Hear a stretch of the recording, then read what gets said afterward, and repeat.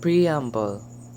We, the sovereign Filipino people, imploring the aid of Almighty God, in order to build a just and humane society and establish a government that shall embody our ideals and aspiration, promote the common goods, promote the common good, conserve and develop a patrimony, and secure to ourselves and our posterity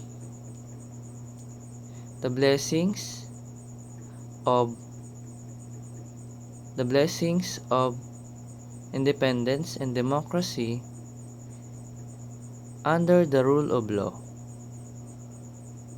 and a regime of truth, justice,